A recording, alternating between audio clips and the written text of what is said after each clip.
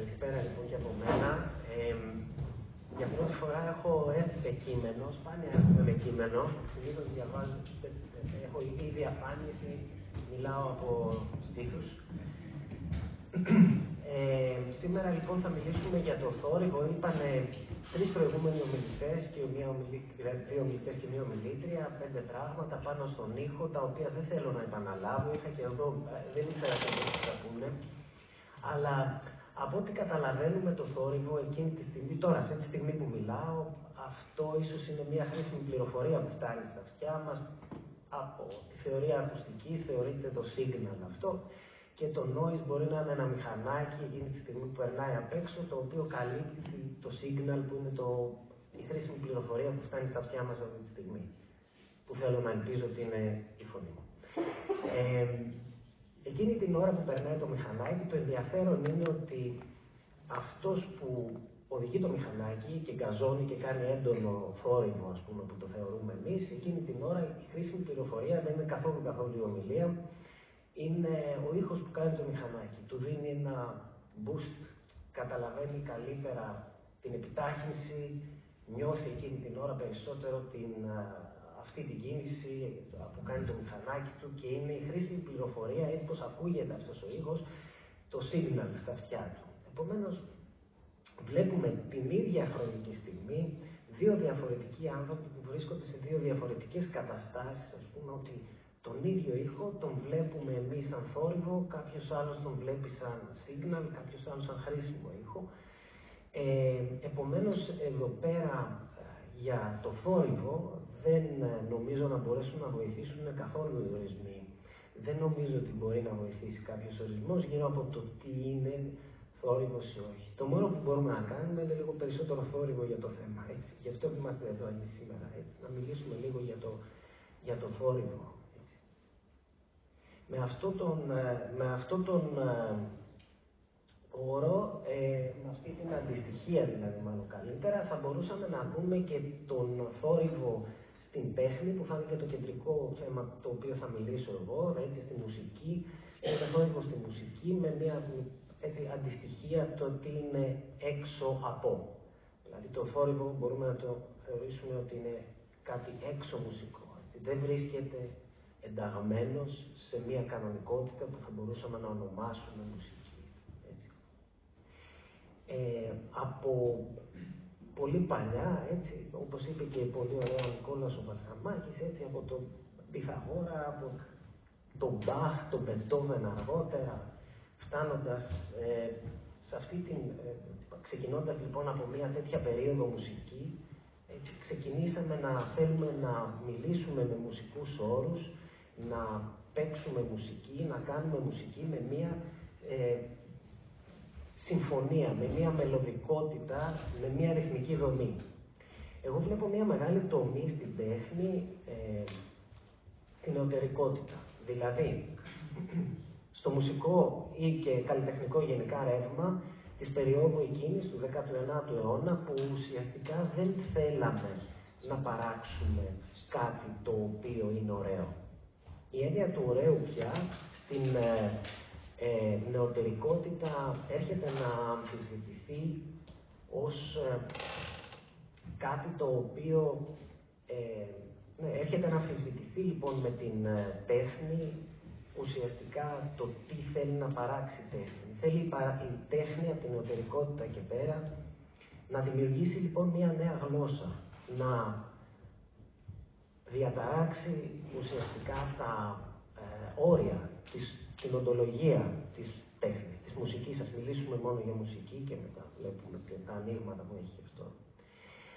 Άρα ουσιαστικά την νεωτερικότητα, περνώντας, όπως είπε και στην πειραματική αμερικάνικη σκηνή, με τον Cage, τη Musique Concrète της Γαλλίας, τη δωδεκαφθοντική, πιο πίσω πάω, ξεκίνησε από την προς πίσω, τέλος πάντων, έτσι πώς θα διαβάζω. Αλλά όλα αυτά τα κινήματα του 20ου αιώνα ουσιαστικά έρχονται να διαταράξουν κάτι το οποίο υπήρχε μέχρι τότε, που είναι η συμφωνία, η μελωδία, η ρυθμική δομή, συγκεκριμένα πράγματα που έκαναν τικ κάποια boxes έτσι ώστε να θεωρείται κάτι μουσική. Ουσιαστικά αυτό που αλλάζει ριζικά στην εσωτερικότητα είναι η αντίληψη για το ρόλο της τέχνης. Δεν μας ενδιαφέρει τόσο πολύ πλέον το κάλος, η τάξη και όλα αυτά. Έτσι. Ουσιαστικά βλέπουμε ότι έρχεται ένα νέο διακύβευμα, έρχεται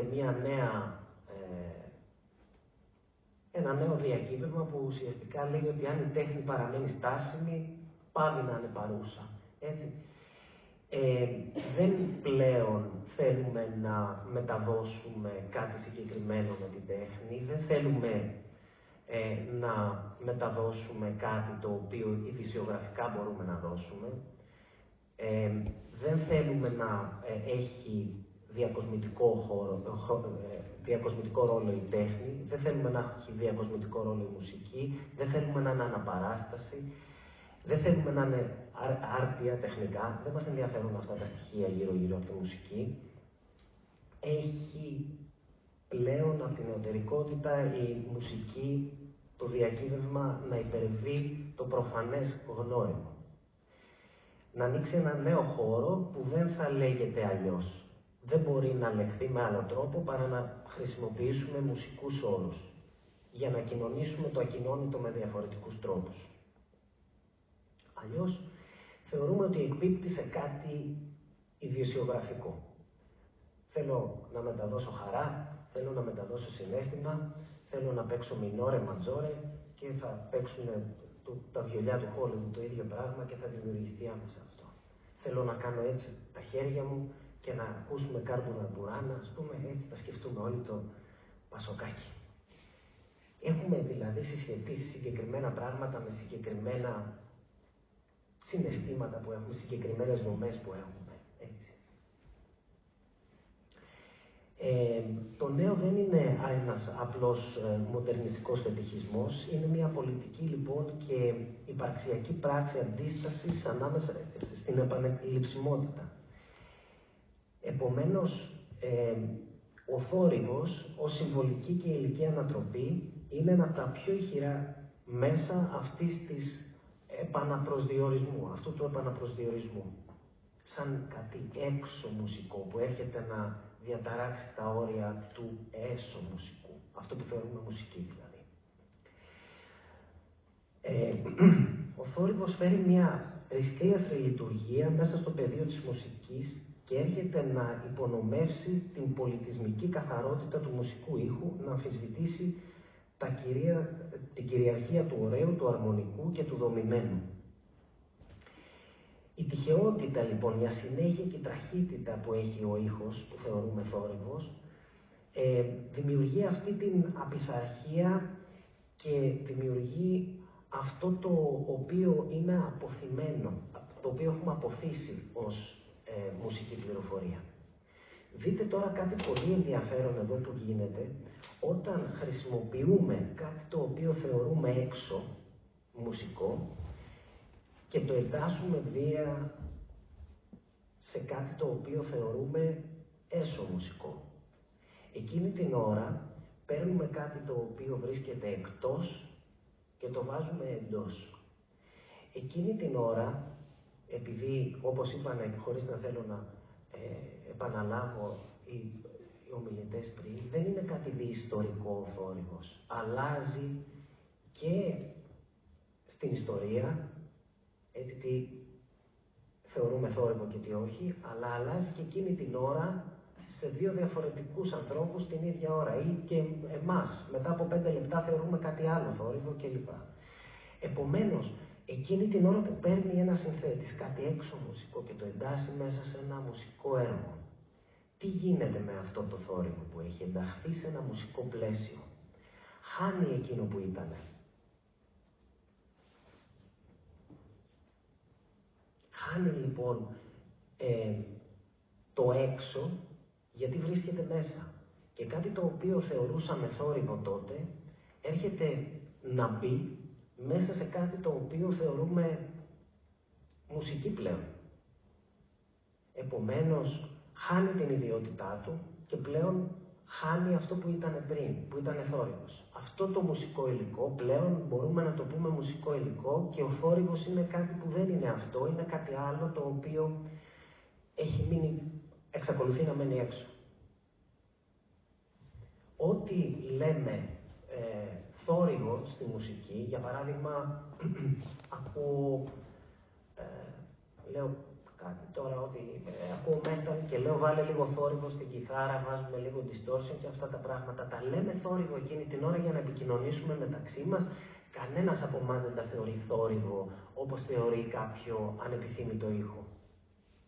Εκείνη την ώρα για να συνεννοηθούμε μεταξύ μας μπορούμε να πούμε το distortion θόρυβο, έτσι ένα εφέ το οποίο βάζει κάποιες αρμονικές παραπάνω. Αυτό όμως το θεωρούμε ήδη μουσικό υλικό και είναι κάτι πολύ πολύ διαφορετικό από αυτό που το θεωρούμε έξω μουσικό υλικό.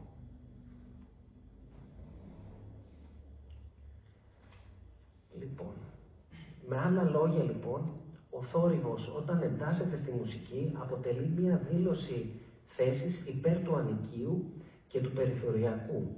Όμως, καθώς ενσωματώνεται στη μουσική γλώσσα, αναιρεί την ίδια του την εξωτερικότητα, μετατρέπεται σε αποδεκτό υλικό και έτσι αρνείται τον εαυτό του ως θόρυβο. Αποτελεί δηλαδή μια πράξη αυτοϊπέρβασης που η χειρονομία της ρήξης καταλήγει να κυρώνει την ίδια του τη ριζοσπαστικότητα. Αυτό είναι εν κατακλείδη αυτό που είπα πριν, έτσι. Ουσιαστικά, θεωρούμε λοιπόν από ψυχοακουστικής άποψης, από άποψης έτσι, πώς αντιλαμβανόμαστε το θόρυβο, κάτι το οποίο παραμένει, συνεχίζει να παραμένει εκτός. Ο θόρυβος είναι κάτι το οποίο συνεχίζει να παραμένει εκτός. Δεν είναι λοιπόν αντικειμενικός, ούτε καθολικός τι είναι ο θόρυβος. Το αυτή αγνοεί, φιλτράρει, δίνει νόημα διαφορετικό στα ηχητικά ερεθίσματα. Τα τυχαία συμβάντα λοιπόν μπορούμε να τα πούμε θόρυβο, τα οποία δεν μας ενδιαφέρουν.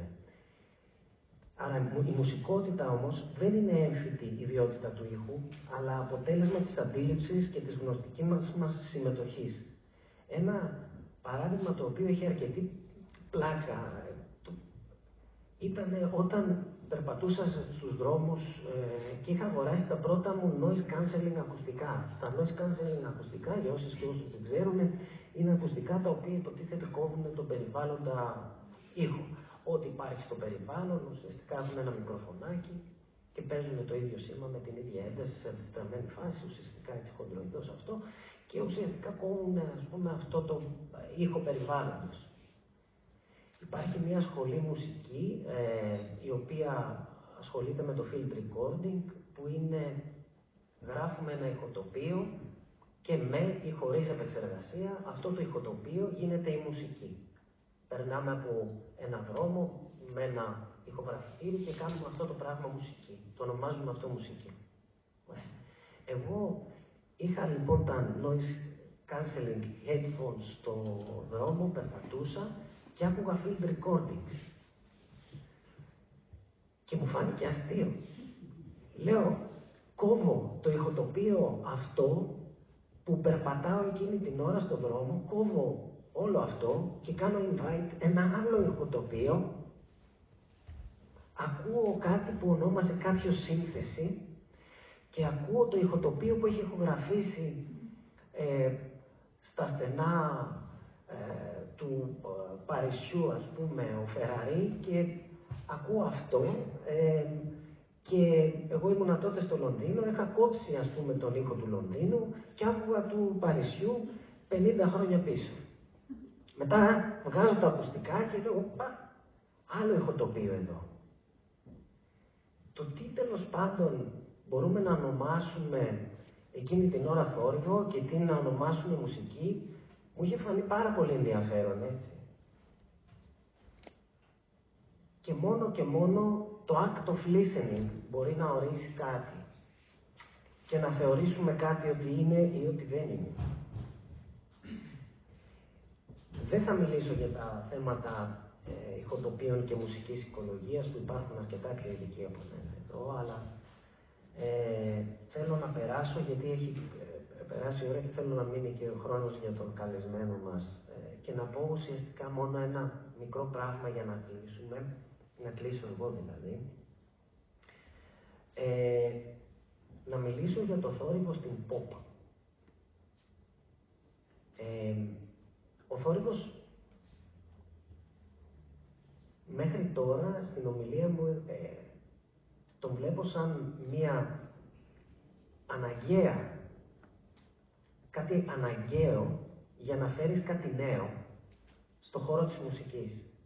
Δεν μπορείς αν δεν χρησιμοποιήσεις κάτι έξω να διαταράξεις αυτό που βρίσκεται μέσα. Θεωρώ ότι είναι πάρα πολύ σημαντικό να μην γίνονται κινήσεις μόνο μέσα, αλλά να φέρνουμε και έξω μουσικά στοιχεία, τα οποία θα διαταράξουν πράγματι με ριζικό τρόπο την οντολογία της μουσικής.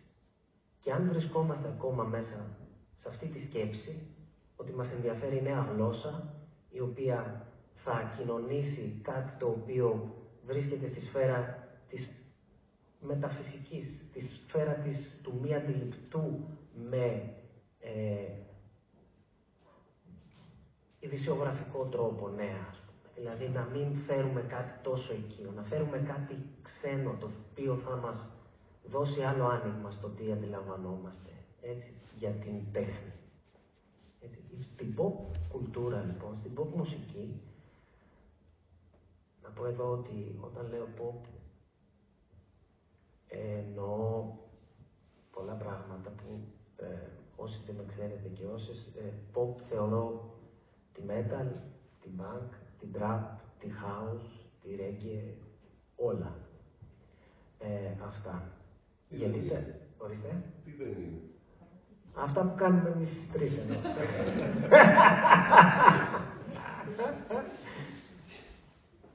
Το λέω Βασίλη, το λέω γιατί θεωρώ pop αυτά όλα, διότι χρησιμοποιούν αρκετές μουσικές από αυτές, όλα αυτά τα μουσικά είδη χρησιμοποιούν το θόρυβο για να τον κάνουν neutralize.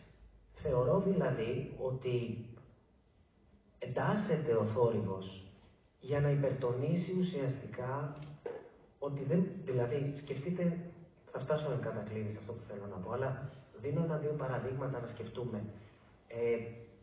Εγώ ακούω house σε ένα κλαμπ ή τέκνο ή ό,τι. Και εκείνη την ώρα που γίνεται αυτό, παίζει ένας ήχος το οποίο θεωρούμε θόρυβο. Κάνει δηλαδή ένα για λίγη ώρα δεν ξέρω που είμαι και μετά το κομμάτι με επαναφέρει και καθησυχάζομαι σε ένα κάνω και beatbox, τόσο εύκολο είναι. Ακούστηκε καλά. Τέλος πάντων, δεν το έχω ξανακάνει αυτό. Λοιπόν, μας επαναφέρει λοιπόν σε κάτι το οποίο είναι γνώριμο οικείο. Έρχεται δηλαδή ουσιαστικά αυτή η χρήση του θορύβου, φέρνοντας το νέο να ουσιαστικά χρησιμοποιηθεί ως ένα δραματουργικό εργαλείο που τελικά μας επαναφέρει ασφαλώς σε ένα συγκεκριμένο γνώριμο πλαίσιο μουσικό. Ακόμη και σε αυτή τη μουσική, αν φέρουν τα έργα αέρα ριζοσπαστικότητας, αυτές είναι οι χειρονομίες που παραμένουν απολύτως αναγνωρίσιμες, εμπορικά αφομοιώσιμες και μορφολογικά οικίες. Ανήκουν δηλαδή σε μια ευρύτερη pop αισθητική που έχει την ικανότητα να ενσωματώνει οτιδήποτε θα μπορούσε να τη διαταράξει, μόνο και μόνο για να το αδρανοποιήσει. Με άλλα λόγια, η χρήση του θορύβου στη σύγχρονη pop κουλτούρα χρησιμοποιεί το νέο ως τέχνασμα προκειμένου να πείσει ότι τελικά δεν υπάρχει τίποτα νέο. Κλείνω λοιπόν και λέω ότι αν μείνει κάτι από αυτή τη διαδρομή, τουλάχιστον για όλα αυτά τα ενδιαφέροντα θέματα που ακούστηκαν και ακούγονται ακόμα σήμερα, ευχαριστώ όλους που είστε εδώ και όλες, είναι να μην δεχόμαστε τα πράγματα ουσιαστικά όπως είναι, να ψάξουμε λίγο πέρα από το οικείο, να εστιάσουμε στο ανεπεξέργαστο, το άτακτο, το μη οικειοποιημένο. Και αν κάποια στιγμή αναρωτηθούμε ότι αν αυτό είναι μουσική ή θόρυβος, ίσως είναι ο κόσμος που προσπαθεί να μας μιλήσει ή απλά το πλυντήριο που τελείωσε. Έτσι. Απλά ας προσπαθήσουμε να ακούμε και να ακούμε αλλιώς. Ευχαριστώ πολύ.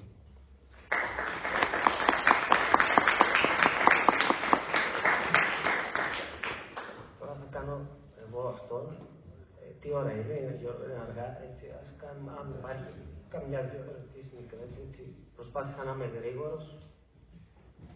Σύντομος, Βασίλης. Αν φτιάξω εγώ ένα δικό μου άλλο είδος να σας πω και σας μαζί μεταλαφώ. Αμέ, με χαρά μας θα μπούμε σε αυτή την κατηγορία. Εγώ τουλάχιστον. Η ερώτηση είναι τελικά ότι είναι, ξαναρωτώ, αντικειμενικό ή υποκειμενικό το κριτήριο τελικά. Αντικειμενικό ή υποκειμενικό το κριτήριο ποιος θεωρεί τι pop και θόρυβο. Και είναι εντελώς είναι εντελώς υποκειμενικό ή εντελώς αντικειμενικό. Δεν είναι τίποτα από τα δύο εντελώς. Αν ήταν εντελώς υποκειμενικό, δεν θα μπορούσαμε να μιλάμε καν για αυτό. Αν ήταν εντελώς αντικειμενικό, θα παίρναμε αγκαλιά ένα λεξικό, θα λέγαμε θόρυβος είναι, όπως δεν κάνουμε μία ομιλία για το τι είναι καρέκλα, το οποίο μπορούμε να το δούμε και να το χρησιμοποιήσουμε έτσι, το χρησιμοποιούν οι ποιητές αλλιώς, τη λέξη σε ένα ποίημα και το κάνουν κάτι άλλο, αλλά για μας τώρα που συνεννοούμαστε σε μια καθημερινότητα δεν παίζει ρόλο ο όρος καρέκλα. Δεν είναι, θεωρώ ο θόρυβος δεν είναι ούτε αντικειμενικό ούτε υποκειμενικό, αλλά βρίσκεται κάπως ενδιάμεσα εκεί για να συζητάμε κάθε ιστορική στιγμή και σε κάθε συγκεκριμένο πλαίσιο γι' αυτό. Ναι.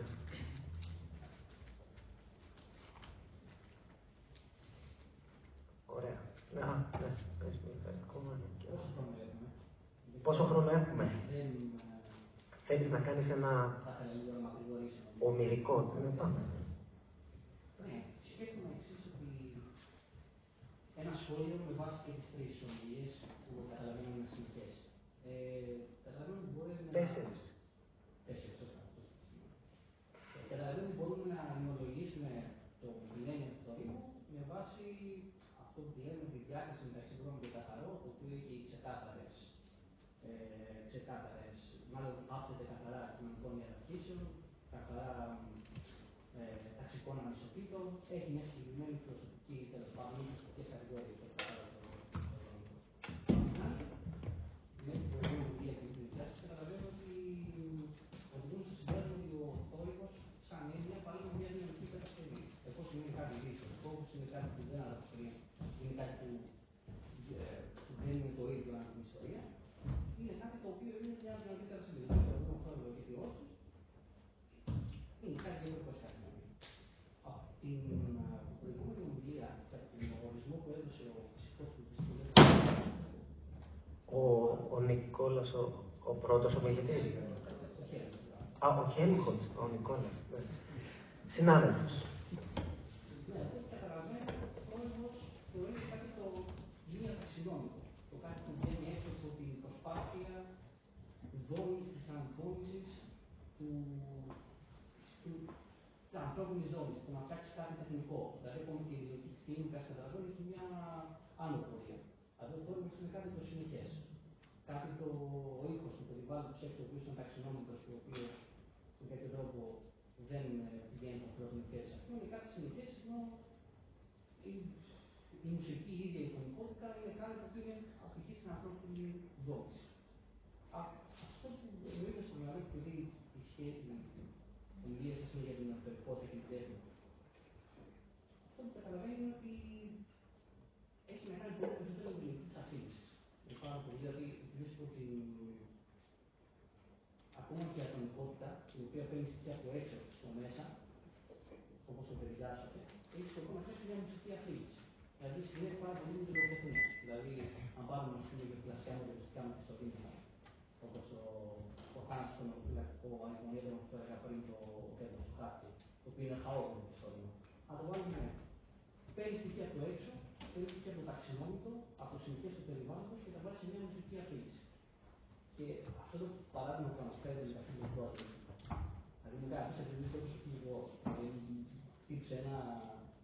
υπήρξε πραγματικά ένα καμπανάκι που πραγματικά έχω βοηθήσει αυτό ακριβώς το πράγμα. Να κάνω πότε στο ρεύμα και να πω φίλοι κόσμο μέσα από την Αφρική. Δεν θυμάμαι ποιος καλλιτέχνης το έχει φτιάξει, αλλά ένα άλλο που ψάχνει. Και σκέφτομαι το εξής. Τα δικά μου μουσικά δεν είναι τόσο καλά, δεν έχουν όλοι κάστρο. Οπότε το φιλικό από μόνη του είχε και ένα άλλο φιλικό από έξω. Δηλαδή, άκουγα αυτή τη μουσική από τα ακουστικά μου και la μουσική από έξω. Και είχε λογική του φιλικό. Δηλαδή, αυτό είναι μια μεσολάβηση. Δεν είναι μια αφήγηση. Δεν είναι μια λογική δόμηση, μια λογική συγγραφή ενός κειμένου, μουσικού κειμένου τέλος πάντων. Δηλαδή, μπορεί να κάνει ένα φιλικό αναγκαστικά. Δεν πάει να παρουσιάζει το φωτοπείο όπως είναι. Όταν τραβάς μια φωτογραφία, το ανάλογο. Ναι, αλλά υπάρχει κάποια διαμεσολάβηση. Δηλαδή, πώς ακριβώς. Υπάρχει και στις δύο περιπτώσεις. Βλέπεις κάτι και λες αυτό το ονομάζω τέχνη, το τραβάω μια φωτογραφία και αυτό είναι η τέχνη της φωτογραφίας. Το άλλο είναι η τέχνη αντίστοιχη, να κάνεις capture κάτι το οποίο ήδη υπάρχει. Μια αντιστοιχεία θα μπορούσε να πει κανείς αυτή. Άρα το τελικό συμπέρασμα για να είμαι γρήγορα, εγώ καταλαβαίνω μια διάκριση απέναντι στο θόρυβο και στο μη θόρυβο, μάλλον ένας ορισμός που μπορούμε να δώσουμε είναι ότι θόρυβος είναι κάτι το ταξινόμητο, είναι κάτι που το ανθρώπινο χέρι δεν έχει επέμβει. Ενώ η τονικότητα, ακόμα και η ατομικότητα, είναι κάτι το οποίο πηχεί σε μια ανθρώπινη. Το λευκό θόρυβο τον θεωρείς θόρυβο. Γι' αυτό δεν είναι το συγκεκριμένο αυτό. Ωραία. Είναι ένας, όπως είπε η Κατερίνα, ένα κατασκευασμένο, μια γεννήτρια, ας πούμε, η οποία παράγει τυχαία σήματα και αυτό είναι ένα φάσμα το οποίο παίζει όλες τις εντάσεις με την ίδια ένταση, με όλες τις συχνότητες με την ίδια ένταση κλπ. Αυτό το θεωρούμε θόρυβο, κατασκευασμένο όμως από τον άνθρωπο, έτσι. Άρα αυτό είναι φτιαγμένο από μια μηχανή που έφτιαξε ο άνθρωπος, είναι φτιαγμένο από τον άνθρωπο. Εκείνη την ώρα το λες θόρυβο αυτό και υπάρχουν application τα οποία θα κατεβάσεις στο κινητό για να κοιμάσαι το βράδυ, που βάζεις λευκό θόρυβο για να σε πάρει ύπνος γιατί σε αγαλιάζει αυτό και λες α, τι ωραία, κοιμάμαι. Ή βάζεις pink noise ή οτιδήποτε, υπάρχουν 1.000.000 τέτοια. Επομένως, κάτι το οποίο θεωρείς θόρυβο, ένας απορροφητήρας μπορεί να σε ανανουρίζει. Κατασκευασμένα ανθρώπινα πράγματα λέμε ανθρώπινα. Δεν είναι ο ορισμός που έδωσες, θεωρώ ότι. Αυτό που είπα από περισσότερο τη διαδικασία της παραγωγής τέχνης, το τεχνικό μήνυμα, βασικά εφόσον όταν συμπεριλαμβάνει το θόρυβο, αναγκαστικά το βάζει σε μια αφήγηση. Ή γίνεται αφήγηση ο ίδιος τόνος. Ευχαριστούμε πολύ.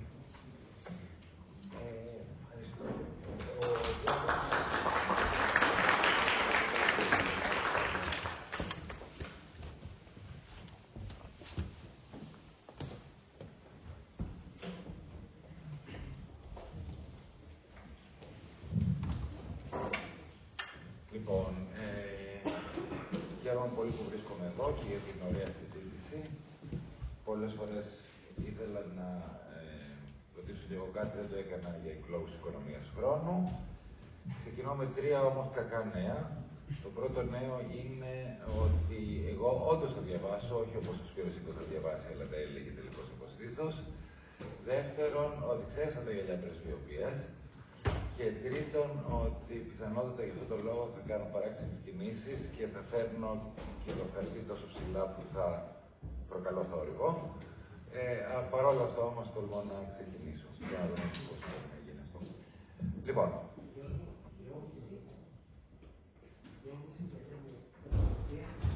Δεν ξέρω. Για να δούμε.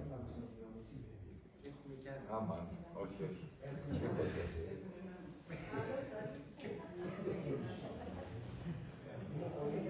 Εντάξει, θα καταφέρω. Απλώς θα κοιτάζω λίγο περισσότερο όπως θα ήθελα. Έχουμε 1,5 και θα είσαι και εσύ τώρα. Καταπληκτικό. Όχι. Καλύτερα με γυμνό μάτι, εντάξει. Λοιπόν,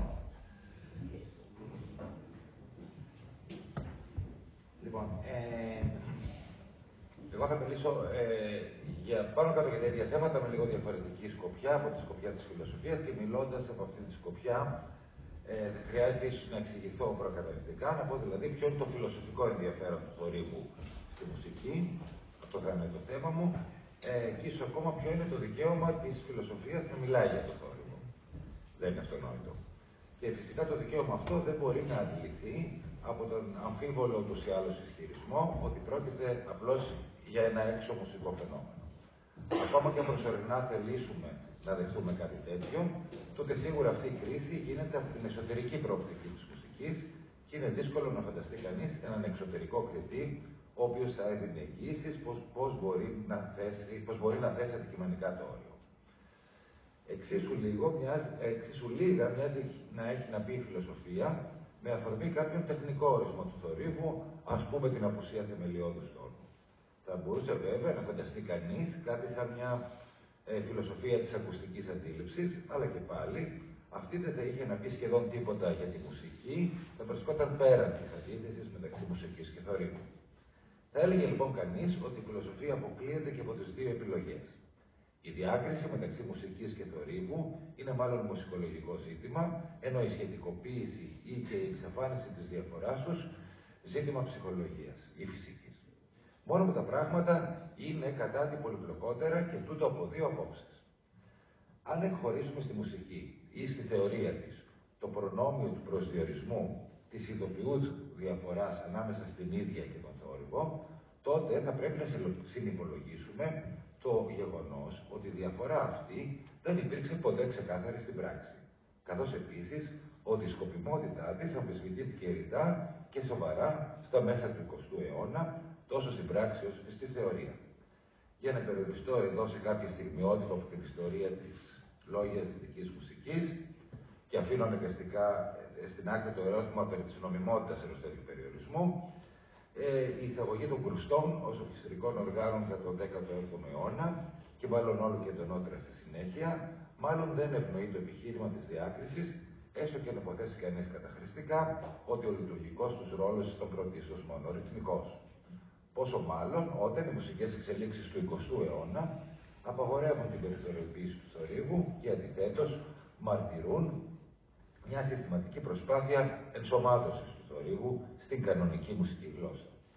Μάλιστα, όσο ριζική και αν υπήρξε η χειρονομία αυτής της προσπάθειας, δεν έπρεπε να γίνεται κατανοητή ως διεύρυνση τάσεων που προϋπήρχαν και άρα ως συνέπεια μιας ήδη συντελούμενης ιστορικής κίνησης. Έτσι, το 1958, ο Τζον Κέιτς θα γράψει ότι η μουσική των κρουστών αποτελεί μια σύγχρονη μετάβαση από τη μουσική που έχει επηρεαστεί από τα πληκτροφόρα όργανα προς μια πανηχητική μουσική του μέλλοντος. Και ενώ θα ισχυριστεί ότι κατά το παρελθόν το σημείο της διαφωνίας υπήρξε μεταξύ δυσαρμονίας και αρμονίας, ενώ στο άμεσο μέλλον θα είναι μεταξύ θορύβου και των αποκαλούμενων μουσικών ήχων, παράλληλα θα διαβλέψει μια συνέχεια ανάμεσα στο 12φωνικό σύστημα και στην ενσωμάτωση του θορύβου με βάση την αρχή της ισονομίας επί του μουσικού υλικού. Πράγματι, και ενώ ο προβληματισμός γύρω από το θόρυβο συνδέεται ιστορικά και συστηματικά με την κριτική της ηραϊκής μουσικής, είναι εύκολο να δει κανείς την αναλογία ανάμεσα στην άρση της τονικότητας και την άρση του θεμελιώδους τόνου, ακούσαμε ήδη γι' αυτό. Και σε δύο περιπτώσεις έχουμε να κάνουμε με φαινόμενα μουσικού εξορθολογισμού. Δεν είναι τυχαίο ότι ο Στόκχαουζεν περιγράφει την προσωπική του πορεία ως ένα μικρό άλμα προς τα εμπρός. Την πορεία από το σειραϊσμό στη μουσική κογκρέτ. Ενώ πολλοί άλλοι μεταπολεμικοί συνθέτες, όπως ο Λάχερμαν, συνέλαβαν τη σχέση μουσικής ή θορύβου με αφετηρία το κείμενο του Αντόρνο, δηλαδή ενός παλιού μαθητή του Άλμπαν Μπέρ, τη γύρανση της νέας μουσικής. Θα σταθώ παρενθετικά λίγο παραπάνω στην περίπτωση του Λάχερμαν και όχι μόνο λόγω των φιλοσοφικών δανείων που απαντούν στο συγγραφικό του έργο. Ως γνωστόν, ή εν μέρει γνωστόν, ο Λάχερμαν υπήρξε ένας από τους πρώτους που οικειοποιήθηκαν, πριν αυτό γίνει όπως είναι σήμερα μια πρακτική του σειρμού, την έννοια της άβρας, όπως τη βρίσκουμε στο έργο του Βάλτερ Μπένιαμιν, φίλου και συνεργάτη του Αντόρνο. Στον Μπένιαμιν, η άβρα ενός έργου τέχνης, ενός αντικειμένου εν γέννη, αντιστοιχεί στο πέπλο γοητείας που απλώνει με τη μοναδική και ανεπανάληπτη παρουσία του. Σύμφωνα με τον Μπένιαμιν, η άβρα αυτή διαλύεται μέσω της δυνατότητας τεχνικής αναπαραγωγής των έργων, δυνατότητα η οποία εξαφανίζει τη διαφορά μεταξύ πρωτοτύπου και αντιγράφου. Όλα αυτά δεν έχουν καταρχήν σχέση με τη μουσική, αν δεν λάβει κανείς επιπρόσθετα υπόψη το γεγονός ότι ο Μπέργεμιν συνδέει την έννοια της άβρας με το ιερό Φωτοστέφανο που αποκτά ένα αντικείμενο μέσω της συμμετοχής του σε μια παράδοση. Η διάλυση της άβρας αντιστοιχεί έτσι σε μια υπονόμευση των παραδόσεων. Αυτή είναι και η έννοια της άβρας που ενδιαφέρει τον Λάχερμαν. Στο κείμενό του για τον δομισμό, καθώς και στους 4 βασικοί προσδιορισμοί της μουσικής ακρόασης, ο Λάχερμαν χρησιμοποιεί τον όρο άβρα για να δηλώσει όχι τη μυστηριώδη σαγίνη ενός έργου, αλλά, όπως γράφει, το σύνολο των συμπαραδηλώσεων ενός θορύβου που μπορούν να του αντιστοιχηθούν μέσω κοινωνικής σύμβασης. Φαινομενικά η αντίληψη αυτή θυμίζει τα λόγια του φουτουριστή Ρουσόλο, όταν το 1913 έγραφε ότι ο καθένας μπορεί να διακρίνει ότι κάθε ήχος φέρει έναν πυρήνα ήδη γνωστών και φθαρμένων αισθήσεων και εντυπώσεων που προδιαθέτουν λήξη τον ακροατή παρά τις προσπάθειες των εκπαιδευτικών μουσικών. Πρόκειται όμως στην πραγματικότητα για το αντίθετο. Ενώ ο Ρουσόλο κάνει λόγο για τον κλειό των συμπαραδηλώσεων του ηχητικού υλικού του μουσικού κανόνα, ο Λάχερμαν μιλάει για τις συμπαραδηλώσεις του θορύβου, με τον οποίο ο Ρουσόλο ήθελε να αντικαταστήσει τον καθαρό ήχο. Στον Λάχερμαν ο θόρυβος και η άβρα του εκπροσωπούν το έξω μουσικό στοιχείο με την έννοια της κοινωνικά καθορισμένης σημασιολογικής φόρτισης των ήχων.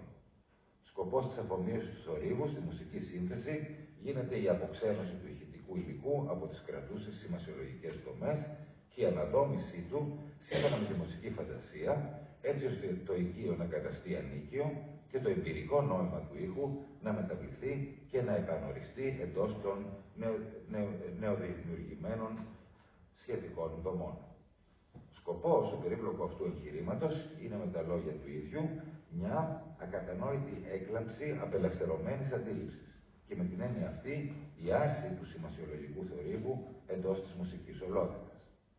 Ωστόσο, καθώς για τον Λάχερμαν δεν υπάρχει κάτι σαν καθολικά ελεύθερη ανεφόρον αντίληψη, το στοιχείο του θορύβου συνεχίζει να υφίσταται ανηρημένο, αν και υπό το κράτος μιας διαφωτισμένης, όπως θεωρεί ο ίδιος, ακουστικής συνείδησης. Η αποκάθαρση λοιπόν του ήχου από τις κυρίαρχες σημασίες, δηλαδή ο τρόπος με τον οποίο συλλαμβάνει ο Λάχερμαν στο πλαίσιο ενός κοινωνικοπολιτικά στρατευμένου συνθετικού προγράμματος, τον μουσικό εξορθολογισμό, καθιστά τα όρια μεταξύ μουσικής και θορύβου όχι μόνο δυσδιάκριτα ή μεταβλητά, αλλά και αντικείμενο της μουσικής σύνθεσης. Αναφέρθηκα τόσο εκτενώς στη σημασιολογική θεωρία του Λάχερμαν, ως διέφερα σε μια αντίστοιχη προβληματική, αυτή τη φορά στο πλαίσιο των θεωρήσεων εκείνων που δήλουν μάλλον εξ αρχής να βλέπουν θετικά την άμβλυνση της διαφοράς μεταξύ μουσικού ήχου και θορύβου. Οι κατά βάση φυσικοεπιστημονικές προσεγγίσεις, για τις οποίες έκανα λόγο και προηγουμένως, διαθέτουν μεν κάτι σαν ορισμό του θορύβου. Προκειμένου όμως να αντιστοιχθεί αυτός ο ορισμός στην ακουστική εμπειρία, είναι υποχρεωμένες να αναφερθούν, έστω με πεζούς ψυχοακουστικούς όρους, στο υποκείμενο της αντίληψης.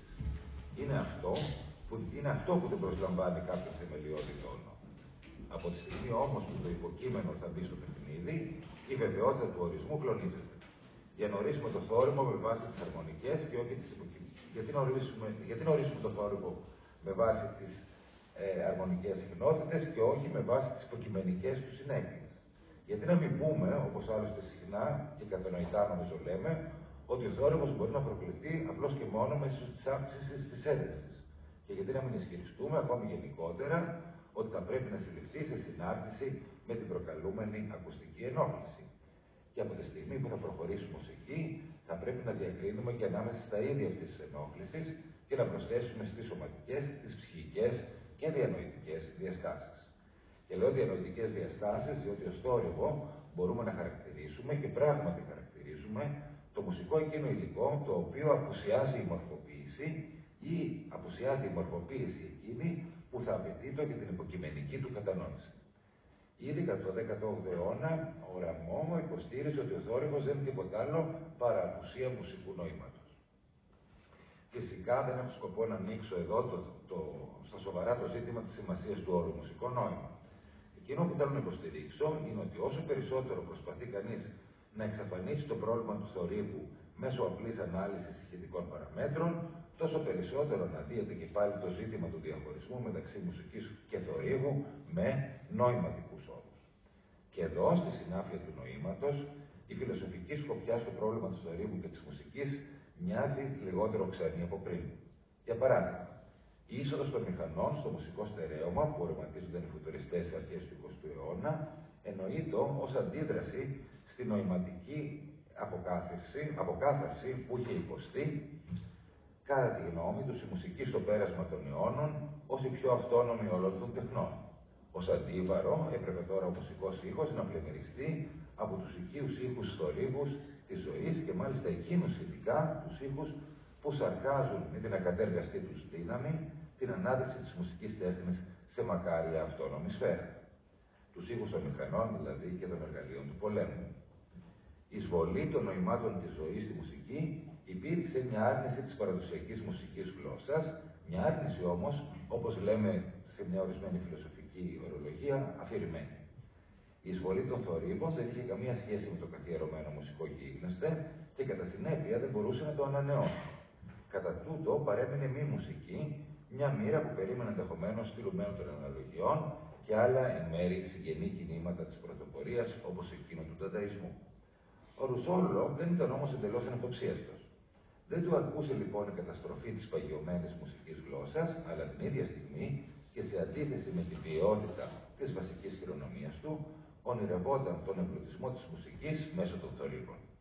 Γράφει λοιπόν: μολονότι το χαρακτηριστικό του θορύβου είναι να μας καλεί απότομα στη ζωή, η τέχνη των θορύβων δεν πρέπει να είναι περιορισμένη σε μια απλή μιμητική αναπαραγωγή.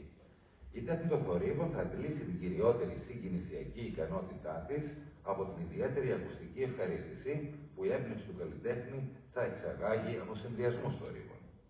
Και παρακάτω γράφει: η ποικιλία των θορύβων είναι άπειρη. Είναι βέβαιο ότι διαθέτουμε σήμερα περισσότερες από 1000 διαφορετικές μηχανές, μέσω των οποίων θα μπορούσαμε να διακρίνουμε 1000 διαφορετικούς θορύβους.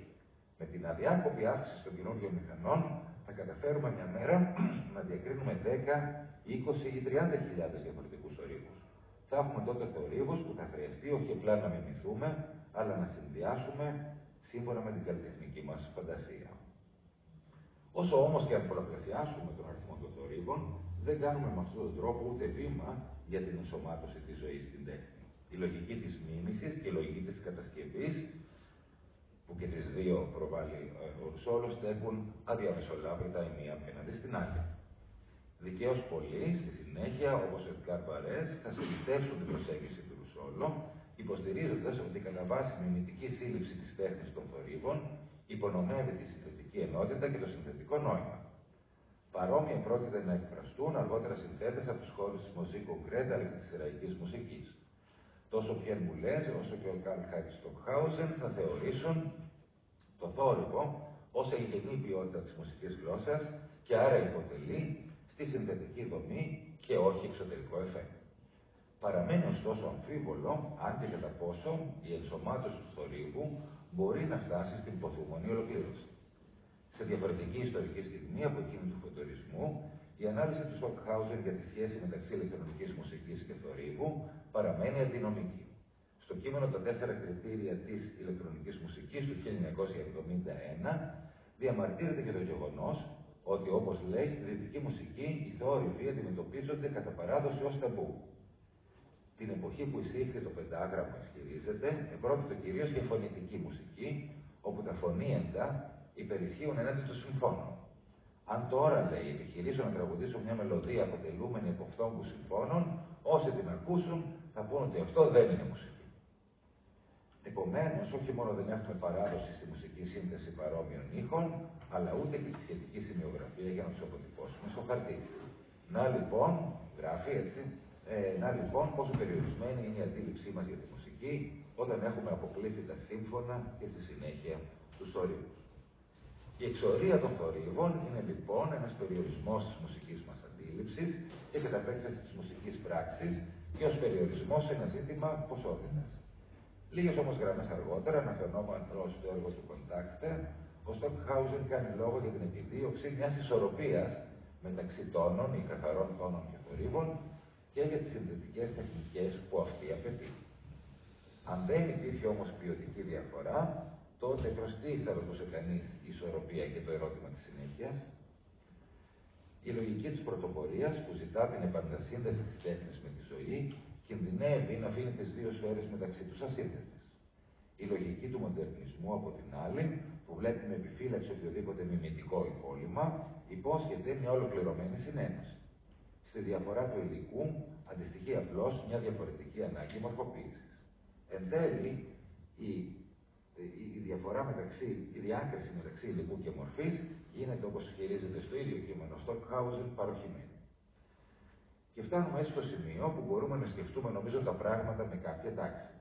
Μπορούμε να ρωτήσουμε πώς συνδέεται το ερώτημα του θορύβου με το ζήτημα της σχέσης μεταξύ μορφής και υλικού, ερώτημα που αποτελεί ένα από τα κεντρικότερα προβλήματα κάθε φιλοσοφίας της τέχνης. Και πρώτα απ' όλα, σε τι συνίσταται η δυσφορία που εκφράζει ο Στοκχάουζεν, και όχι μόνο αυτός βέβαια, για τον αποκλεισμό του θορύβου? Πιθανότατα διαβλέπει σε αυτόν τον αποκλεισμό ένα είδος βίας, το σχήμα της οποίας μπορεί να εκφραστεί ως κυριαρχία, ως καταδυνάστευση του υλικού από την υποκειμενική μορφοποιητική δύναμη. Στο όνομα της αρμονικής και μελωδικής σύνταξης, η καθαρολογική μουσική παράδοση δεν περιορίζεται μόνο στην οργάνωση του υλικού της, αλλά το διηλίζει, το προκαθορίζει και εν τέλει το ευνοχίζει, καθιστώντας το εκ των προτέρων προσαρμόσιμο στις φόρμες της. Αλλά η βία αυτή πλήττει υποχρεωτικά και την ίδια τη μορφή. Καθώς δεν συναντά αντίσταση, η αρμονία της κινδυνεύει να γίνεται με μια έννοια, ακόμα και στα πιο περίτεχνα μορφώματα, απλοϊκή. Χωρίς την απειλή του θορύβου, η συνθετική μάχη μοιάζει σαν αγώνας της μορφής με τον εαυτό της. Και κάθε επιτυχία θυμίζει πύριον νίκη. Εξού και το συναίσθημα συγκατάβασης που συχνά επιδεικνύουμε απέναντι στα μουσικά έργα του παρελθόντος, όσο και αν τα θαυμάζουμε και όσο ζωντανή και αν παραμένει η γλώσσα τους στα αυτιά μας. Η είσοδος του θορύβου στο μουσικό έργο στοχεύει καταρχήν στο να αποκαταστήσει το δίκαιο, να άρει την καταπίεση την οποία υφίστατο για εκατοντάδες χρόνια το υλικό. Είναι κατανοητή και επιτακτική από την οπτική γωνία της συντελεσμένης αδικίας. Ο θόρυβος εισέρχεται λοιπόν στη μουσική σύνθεση ως πρώην εξόριστος. Φέρει πάνω του τη σφραγίδα του παλιού εκτοπισμού του. Αυτός που κατηγορήθηκε τόσο καιρό για απουσία νοήματος και του απαγορεύτηκε η είσοδος στα άδυτα της μουσικής δημιουργίας, αποκτά νόημα όταν η μονοκρατορία της μορφής, με όλες τις ιδεολογικές συμπαραδηλώσεις, αρχίζει η ίδια να φαντάζει ανόημα. Αλλά μόνο από αυτόν τον όρο και με την αρνητική αυτή έννοια, νομίζω. Θα έλεγα μάλιστα ότι αρκεί για μια στιγμή να ξεχαστεί το παρελθόν του διωγμού και ο θόρυβος που πανηγυρικά εισέρχεται στο μουσικό μόρφωμα ξαναγίνεται ανόητος. Τέτοια είναι η περίπτωση της χρήσης του ως απλής και ελεγχόμενης διακοπής της μορφολογικής συνέχειας, με την οποία αυτή η τελευταία επιστρέφει και επιβεβαιώνεται ακόμα θριαμβευτικότερα. Αναφέρθηκε νομίζω με διαφορετικό τρόπο στο ίδιο φαινόμενο και ο Σπύρος. Τέτοια όμως είναι και η περίπτωση που η νεοαποκτηθήσα ισονομία με τον καθαρό ήχο εξαφανίζει το στίγμα της εξωμουσικότητας. Πάβει τότε ο θόρυβος να ασκεί αντίσταση στην κυριαρχία, το υλικό γίνεται άμεσα μορφή και μετατρέπεται το ίδιο σε φορέα ανόητης κυριαρχίας αυτής του απλού υπάρχοντος. Συνοψίζω λοιπόν και καταλήγω. Ως ρήξη, ο θόρυβος παραμένει εξωτερικός στη μουσική. Το σαμποτάζ του όμως είναι εφήμερο και εύκολο. Από την άλλη, με την καθιέρωσή του ως μορφή, παραδείγματος χάρη σε μεγάλο μέρος της ηλεκτρονικής μουσικής, αλλά και στη μέρη της δημοφιλούς μουσικής, με την καθιέρωσή του ως μορφή, χάνει από την άλλη το δυναμικό της ρήξης. Υπό αυτούς τους όρους, το στίχημα της μουσικής που εξακολουθεί να αναμετριέται με το πρόβλημα του θορύβου, είναι νομίζω να αποφύγει τη διάζευση, να βρει τρόπο να εντάξει θετικά τον θόρυβο, αλλά ως αρνητικό. Να άρει και να θέσει ταυτόχρονα τα όρια μεταξύ μουσικής και θορύβου. Αλλά αυτό ασφαλώς δεν είναι πλέον ζήτημα θεωρίας, αλλά μουσικής πράξης. Ευχαριστώ πολύ.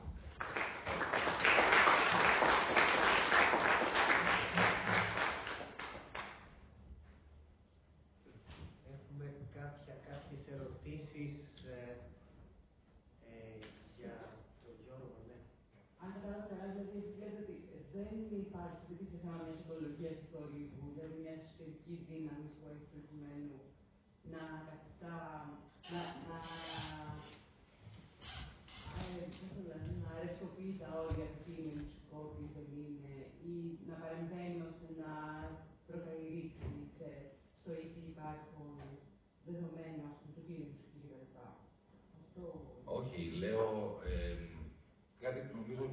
και στις προηγούμενες ομιλίες, ή στις περισσότερες από αυτές, ότι αφενός το τι θεωρείται κάθε φορά θόρυβος, δηλαδή τι εξορίζεται από τη μουσική γλώσσα, είναι ζήτημα της ίδιας της μουσικής γλώσσας, άρα δεν υπάρχει κάτι σαν... δεν επικαλούμε κάποια οντολογία του θορύβου, διέπεται από μια ιστορικότητα η οποία έχει να κάνει με τις νόρμες. Βεβαίως, τη στιγμή που αυτό το οποίο σε κάθε περίοδο εννοείται ως θόρυβος εισέρχεται, προκαλεί ρήξη, δεν αμφισβητώ αυτό.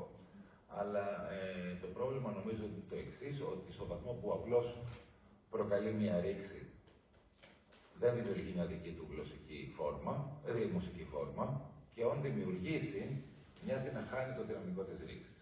Οπότε νομίζω ότι κάθε φορά που συζητάμε αυτό το θέμα, τη σχέση ανάμεσα στη μουσική και το θόρυβο, τίθεται το ζήτημα το πώς θα μπορούσε να κρατήσει και τα δύο. Δηλαδή να μην είναι απλώς ένα σαμποτάζ, το οποίο δεν έχει στη συνέχεια καμία επίδραση, το ότι παραμένει εξωμουσικό, ή αν γίνει ενδομουσικό φαινόμενο, τότε πώς θα διατηρήσει τη χειρονομία της αντίστασης, της ρήξης και το καθεξής. Και αυτό φαίνεται, στο δικό μου μυαλό φαίνεται αντινομικό, αλλά φαίνεται ταυτόχρονα και η πρόκληση.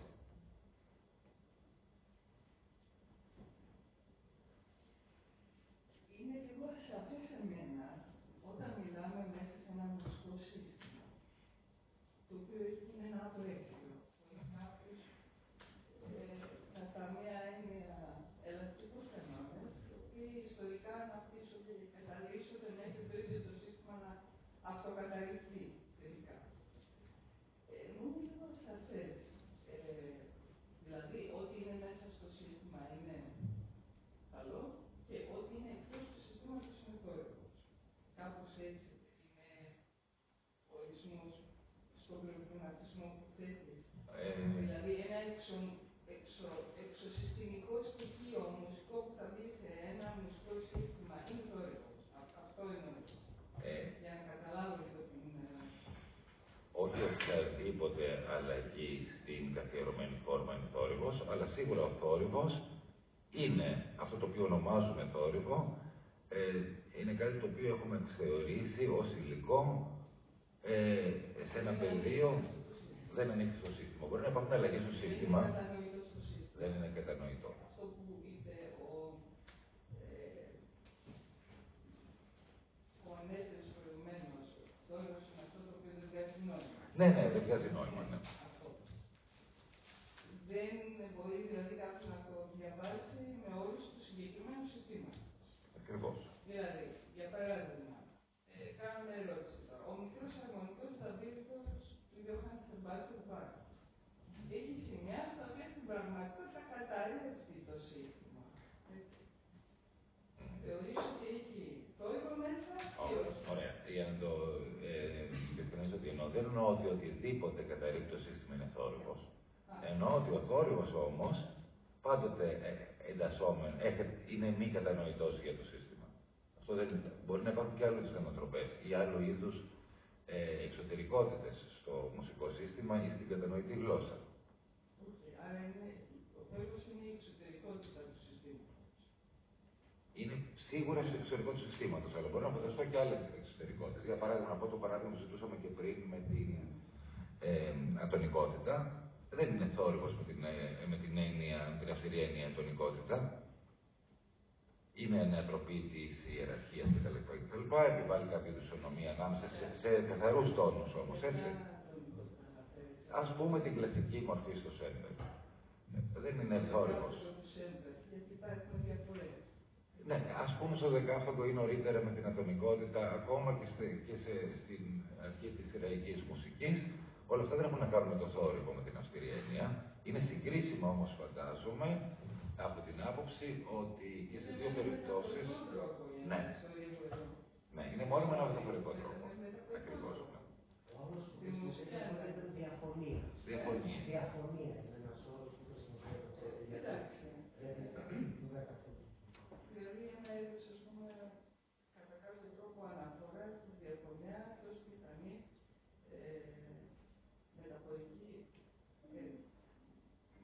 μεταφορική ερμηνεία της ορίου, μάλλον μεταφορική ερμηνεία της διαφωνίας ως θόρυβος. εδώ κάτι, ένα απόσπασμα από το Στοκχάουζεν που έλεγε ότι η διαφωνία θα την καταλαβαίνουμε στο μέλλον ως διαφορά ανάμεσα στο θόρυβο και τον καθαρό τόνο.